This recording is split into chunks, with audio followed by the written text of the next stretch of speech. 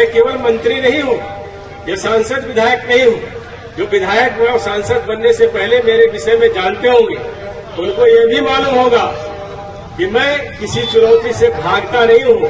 और जिस दिन मैंने उस चुनौती को स्वीकार करके काम कर लिया, उस दिन पलिया नहीं लखीमपुर तक छोड़ना पड़ जाएगा, ये याद रखें। सांसद विधायक बनने से पहले जिस विषय के बारे में बात कर मंत्री अजय मिश्र किसानों को धमकी दे रहा है, वो विषय क्या है, हम आपको बताते हैं। दरअसल वो कुछ और नहीं बल्कि मंत्री का पुराना आपराधिक रिकॉर्ड वाला विषय ही है, जिसके दम पर वो किसानों को 2 मिनट में सुधारने की धमकी देता है। मैं ऐसे लोगों को कहना चाहता हूँ कि सुधर जाओ, नहीं तो सामना करवा के हम आपको सुधार देंगे, 2 मिनट लगेगा केवल। और उसी धमकी के बाद जब किसान शांतिपूर्ण तरीके से उनका विरोध कर रहे होते हैं, तो उनका बेटा उन्हें गाड़ियों से रौंदकर मौत के घाट उतार देता है।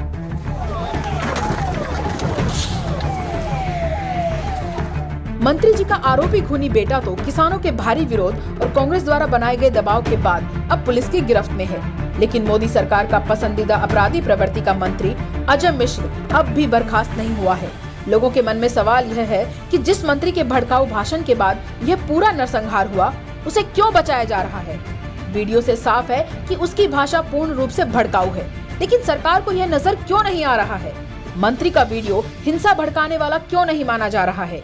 लोगों को यह बात समझ नहीं आ रही है, क्योंकि जिस उत्तर प्रदेश में यह सारा घटनाक्रम हुआ, उसी उत्तर प्रदेश में लोगों को हिंसा भड़काने की आशंका और भड़काऊ बयान के आधार पर जेल में बंद या यूएपीए लगा दिया जाता है।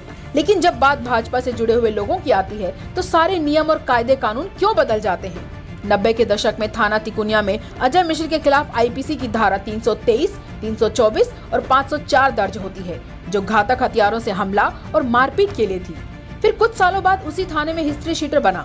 हालांकि बाद में हाईकोर्ट के आदेश के बाद हिस्ट्री शीट बंद हो गई।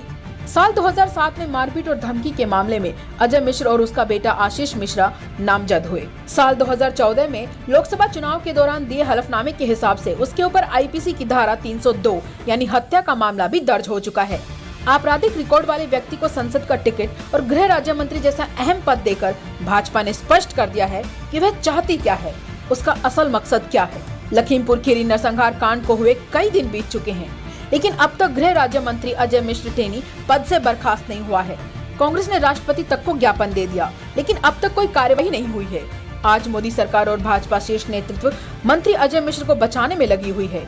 यह बात देश की जनता न कभी भूलेगी, न ही कभी माफ करेगी।